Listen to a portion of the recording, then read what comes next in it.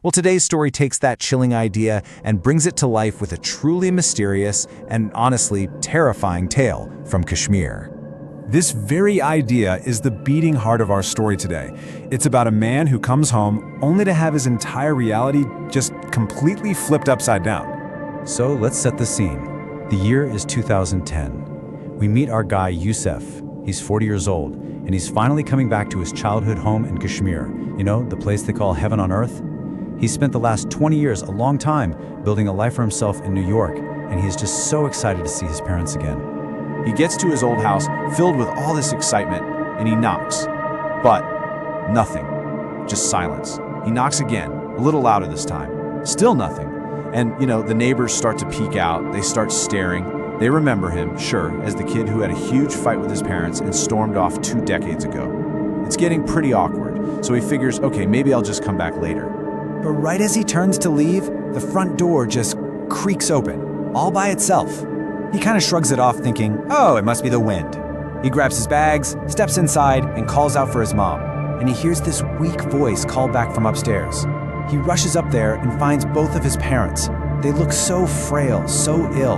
But just seeing them again, man, he's so happy. He just pushes any of those weird feelings aside. He's finally home. The thing is, Yusuf has no idea that this first night back in the home he grew up in is going to be anything but peaceful. In fact, it's about to get absolutely terrifying. Later that night, he can't sleep, so he goes downstairs to get some water. He hears this weird little sound coming from the windows, and when he gets closer to see what it is, he sees them.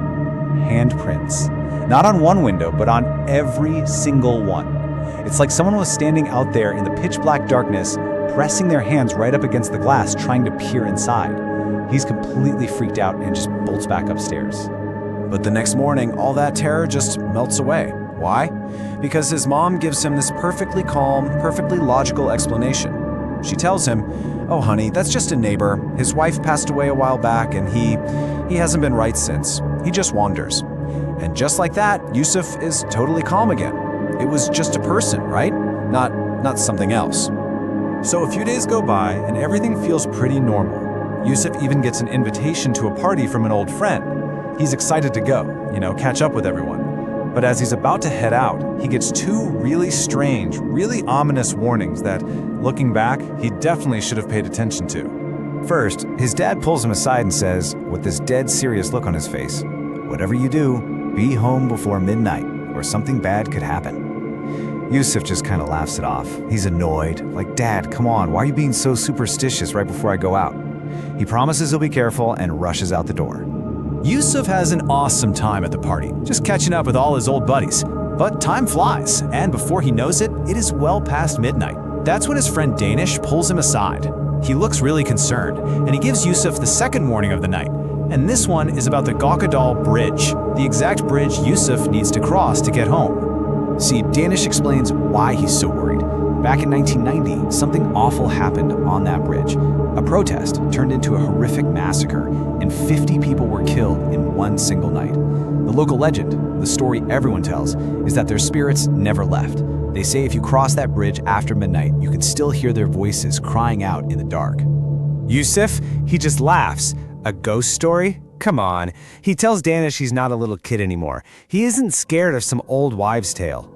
So, he says his goodbyes, ignores both of those warnings, and gets into his car to drive home all alone. And now, it's 3 a.m. The roads are totally empty, completely silent. As he's driving through these dark, quiet streets, that story Danish told him starts to creep back into his head. And just as he's getting close to the Gawkadal Bridge, he sees something that makes his blood run ice cold. Right there, in the middle of this supposedly haunted bridge, at 3 o'clock in the morning, is a little girl, all by herself, and she's crying.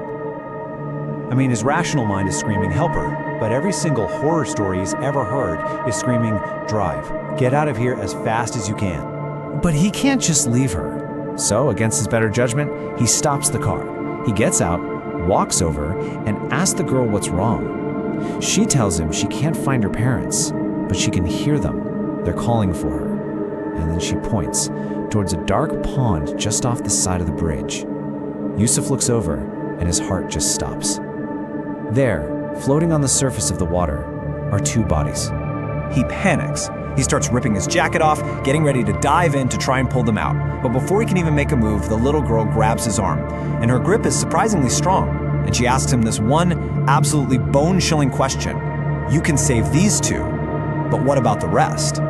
The rest? Yusuf asks, completely confused. The little girl doesn't say a word. She just points back to the water. And what Yusuf sees next, it's pure nightmare fuel. The pond isn't holding two bodies anymore. It's filled with them, dozens of them, maybe 50, just floating there, their lifeless eyes staring up at the night sky. In that one horrifying instant, he gets it. This isn't real. He turns and runs, scrambles into his car, and just floors it, not even daring to look in his rearview mirror. He finally makes it home, shaking like a leaf. He starts banging on the door, screaming for his parents to open up, to let him in. But just like before, there's no answer. The door stays shut. He's cold, he's terrified, and he is completely alone in the dark. And then, out of the darkness, he sees a figure walking toward him. And yeah, it's him, the strange neighbor, the one his mother told him about. The man walks right past Yusuf and starts peering into the windows of the house, just like before. Yusuf, still buzzing with adrenaline and fear, just snaps. He marches over and confronts him. Yusuf starts yelling at the guy, "What are you doing? Why are you spying on my parents?" But the neighbor just looks at him totally confused. He asks, "Whose parents are you talking about?" He tells Yusuf this house, it's been empty for 20 years. That all the other neighbors, they see Yusuf out here day and night, just talking to himself. And then he delivers the final, soul-crushing blow. Yusuf's parents, they died 20 years ago. They were killed in the protest on the Gawkadal Bridge. The neighbor looks at him with this deep sadness in his eyes and says, "Everything you see around you, all the people you see, they are not alive." And in that single moment, Yusuf's entire world just shatters. The frail parents he'd been caring for, the warnings they gave him, it was all an illusion. He'd been talking to ghosts this whole time. This story really hits on a belief that you find in cultures all over the world, the idea of unfinished business. It's the belief that when people die tragically, when their stories are cut short, they can't move on. They stay attached, tethered to the places where their lives ended, like the 50 souls on the Gawkadal Bridge. And like Yusuf's parents, who waited 20 long years for their son to finally come home. And that leaves us with this one really haunting question to think about. If a place is so completely soaked in tragic history, do the echoes of that tragedy ever really go away? Or do the spirits of those with unfinished business stay there forever, just waiting for someone to finally listen to their story? It really makes you wonder what you're not seeing, right here.